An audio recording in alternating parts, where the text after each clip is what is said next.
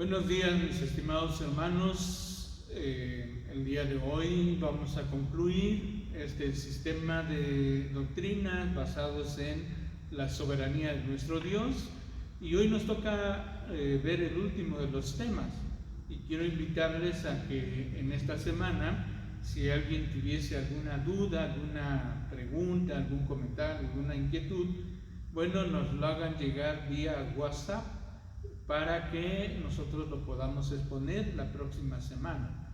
Pero el día de hoy nos corresponde concluir con el tema que tiene que ver con la seguridad de los elegidos. La seguridad de los elegidos. Y para esto, para abordar el tema, quiero que me ayuden a buscar la carta de Judas. La carta de Judas, versículos 24 y 25. Recordemos que Judas, o esta carta, no tiene capítulos, así es de que abordaremos inmediatamente el versículo 24 y 25. Voy a leer. Judas 24. Y aquel que es poderoso para guardarnos sin caída y presentarnos sin mancha delante de su gloria con gran alegría, al único y sabio Dios, nuestro Salvador, sea la gloria y majestad, imperio y potencia, ahora y por todos los siglos. Amén. Dos ideas. ¿Quién es poderoso para, dice, guardarnos sin caída? Guardarnos sin caída, segunda idea, y presentarnos sin mancha delante de su gloria. Está hablando del Señor Jesús y dice que Él lo va a presentar con estas dos ideas básicas. Primero, guardarnos sin caída y presentarnos sin mancha. Esto es muy importante que nosotros lo podamos retomar, porque siempre el ser humano, desde los mismos textos bíblicos, pasando por la historia de la iglesia en todo momento, siempre ha tenido esa inquietud de hacer algo por su salvación. Siempre el ser humano quiere estar seguro que está viviendo el aspecto de su salvación para el final de sus días. Recordamos, por ejemplo, lo que estamos estudiando los días jueves, esto que llamamos los 10 mandamientos, cómo Dios, ¿verdad?, claramente está haciendo mención de que nosotros no podemos hacer o tener o contemplar otros dioses ni adorarlos. No podemos hacer ninguna imagen, ninguna escultura, no podemos hacer nada, labrarlo y darle gracias, porque eso es muy tentador. Y pasando por la Edad Media, en la historia es muy radical, porque bajo ese mismo pensamiento se habló acerca de la salvación y se discutía si realmente el cristiano podía perder o no su salvación. Y entonces todo dependía de responder a una pregunta: ¿cómo es la salvación del hombre? Por un lado, se veía que el hombre era el que se salvaba. Todos los méritos venían por el lado del hombre. El hombre buscaba a Dios, el hombre se portaba bien y el hombre merecía la salvación por las cosas que hacía bien. Y entonces se empezó a crear todo un sistema basado en el hombre como el centro de todo, el centro de atención hasta de su salvación. Pero cuando uno se abarca a este pensamiento, pues pareciera que compararnos con otros, pues obviamente siempre te vas a comparar con personas que están peor que tú.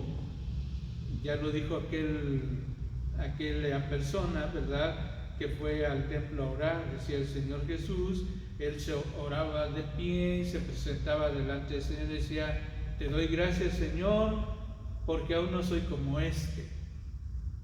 Te comparas con alguien que consideras peor, ¿verdad? Y tú dices: bueno, yo no he matado, no he violado a nadie, yo no he robado, soy mejor que...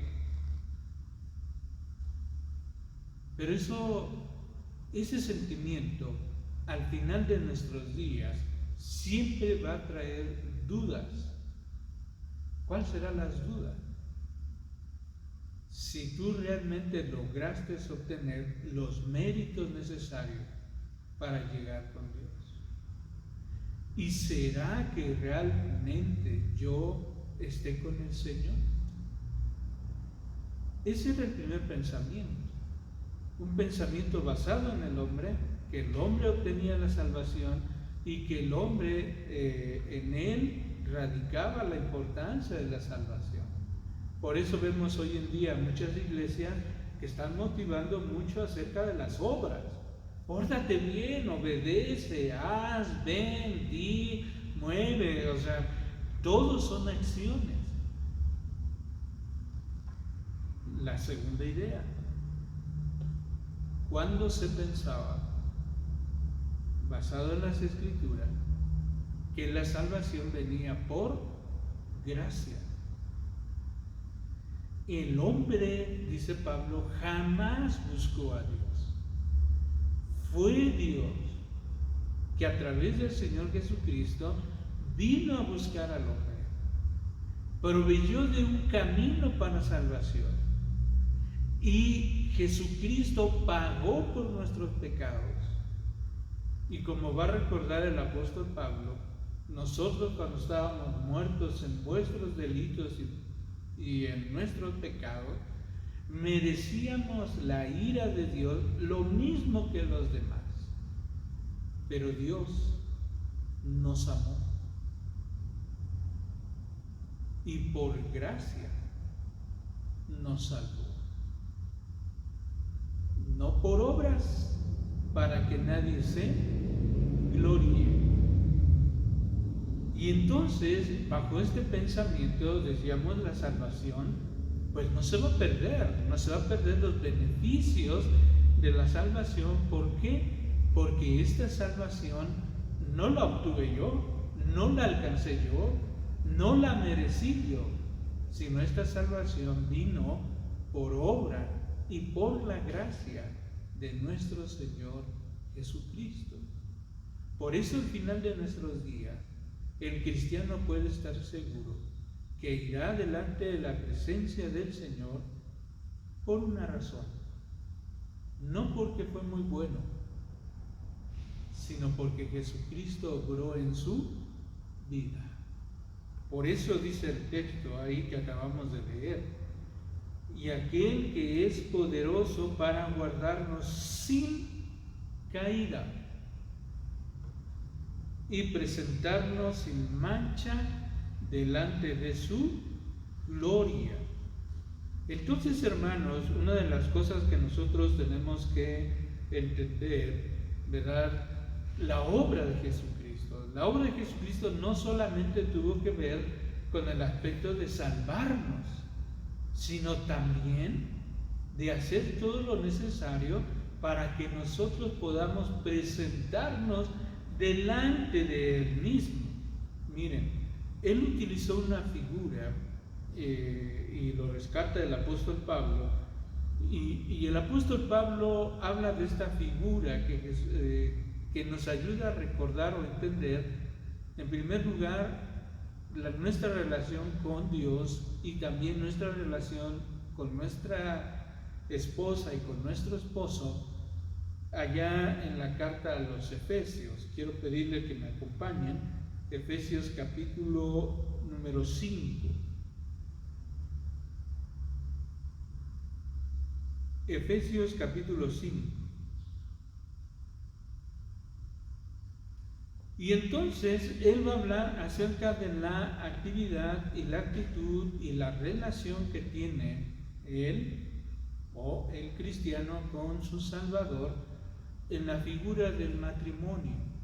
¿Cómo debe ser entendido a través de la figura del matrimonio?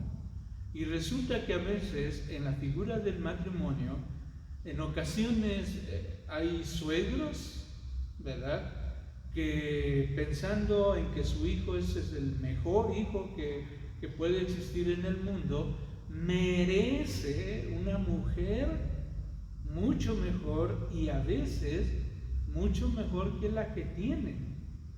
Y entonces a veces se toma la actitud de atacar, ¿verdad?, a la esposa o al esposo.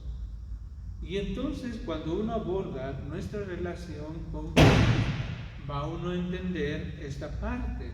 Y noten ustedes lo siguiente. Efesios capítulo 5, y va a hablar particularmente del varón.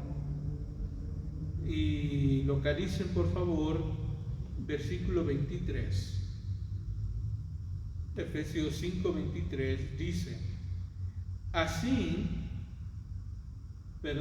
23, porque el marido es cabeza de la mujer, así como Cristo es la cabeza de la iglesia. Y entonces va a utilizar este ejemplo, el matrimonio. Jesucristo es la cabeza de la iglesia. Bueno, entiéndase esto. Algo así pasa en el matrimonio. El hombre es cabeza de la mujer, la cual es su cuerpo y su salvador. Versículo 24. Así que, como la iglesia está sujeta a Cristo, así también las casadas lo estén con sus maridos en todo. Versículo 24. Maridos, amad a vuestras mujeres, así como Cristo amó a la iglesia y se entregó a sí mismo por ella, para santificarla, habiéndola purificada en el lavamiento del agua por la palabra, a fin, versículo 27, a fin de presentársela a sí mismo una iglesia gloriosa, que no tuviese ni mancha, ni arruga, ni cosa semejante, sino que fuese santa y sin mancha. ¡Qué figura tan tremenda! Y qué responsabilidad, porque nos dice el texto: cristianos, maridos, ámense como Cristo amó a su iglesia. Y primero habla la mujer y le dice: debes estar en sujeción, así como te sujetas a Cristo. Pero a los hombres dice algo muy interesante. Dice el versículo 25: maridos, amad a vuestras mujeres, así como Cristo amó a la iglesia y se entregó a sí mismo por ella. ¡Qué figura tan impresionante! Solo podemos entender nuestra relación esposo-esposa cuando yo entiendo mi relación con Jesús. No puede haber una situación diferente. Una cosa es con Jesús y otra cosa es mi matrimonio. No, debe estar a la par. Y dice el texto: así como Jesucristo amó a la iglesia y se entregó por ella, así debe ser el marido. Un ejemplo: si por ahí viene la mamá del esposo, ¿verdad? Viene la mamá y le dice al esposo: oye, tu esposa es así, y así, y así, y así, no hace esto, no hace lo otro. ¿Cuál debe ser la actitud del esposo? Dice el texto: amarla a ella como Cristo la amó y se entregó. Versículo 27: a fin de presentársela a sí mismo una iglesia gloriosa, que no tuviese mancha, ni arruga, ni cosa semejante, a fin de que fuese santa y sin mancha. Noten cómo inicia el versículo 27. A fin de presentársela, ¿qué dice? A sí mismo. Jesucristo hizo todo lo necesario por la iglesia a fin de presentarse a una iglesia como Él la desea. Dios se entregó, Jesucristo se entregó a sí mismo por la iglesia para presentársela, vimos el texto, ¿verdad? Sin mancha, dice el texto, Ayahuda, aquí usa la figura de sin mancha, sin arrugas, ¿verdad? Ni ninguna otra cosa semejante. En pocas palabras, Jesucristo está diciendo que Él amó a la iglesia y te amó a ti y a mí, y ha hecho todo lo necesario para que no tengas una caída y para que estés sin mancha, para que tú puedas estar delante de Él. No fue por obra tuya, no fue por obra mía, no es porque yo me haya portado bien o mejor que Él, sino fue por la obra de Jesucristo que yo me puedo presentar a Él mismo, sin mancha, sin arruga y sin ninguna otra cosa semejante. Por eso es importante pensar en el aspecto de la salvación. ¿Cuál es el aspecto de la salvación o en qué confías tú? El aspecto de salvación está en ti, está en tu vida, en tus méritos, en tus acciones, en lo bien que te portas, o está en Jesucristo. Jesucristo, quien tomó la iniciativa y te buscó a ti, te salvó a ti, proveyó de una salvación para ti, y al final de sus días tú eres la obra de Jesucristo. ¿Sobre qué fundamentos está tu fe? Eso es lo que cada uno de nosotros debemos resolver. Al entenderlo así, la pregunta es: ¿el hombre puede perder su salvación? Cuando del hombre depende su salvación, lo puede perder. Eso no existe. Nunca fue salvo. El hombre que fue salvado por la obra de Jesucristo y su gracia, ¿perderá su salvación? No, porque no depende del hombre, sino depende de su Salvador. Así que la salvación no se perderá, porque Dios es poderoso para mantenernos sin caída y sin mancha. Decía en algún momento que esto es una bendición de Dios, pero también conlleva una responsabilidad, porque entonces cuando hablamos de la salvación que no se pierde, esta salvación da frutos, frutos de arrepentimiento, frutos de salvación, y tenemos que someternos a ellos. No son las buenas intenciones. Ahora voy a cambiar, ahora voy a ser mejor, ya no voy a hacer. Ya no es eso, sino es los frutos de la salvación, porque Jesucristo me salvó. Ahora puedo entender que lo que hice, lo que dije, es pecado y necesito venir a cuenta con Dios. Y si es posible, ponerme a cuenta con cada uno que haya ofendido. Mis amados hermanos, gracias a Dios que la seguridad de nuestra salvación radica en Jesucristo y no en mí. Entonces, hermanos, reitero, si alguien tiene alguna pregunta o alguna duda sobre todos estos temas que empezamos a abordar, desde la soberanía absoluta de Dios hasta la seguridad de los elegidos, vengamos, ¿verdad?, a hacer estas preguntas y reflexionemos la próxima semana.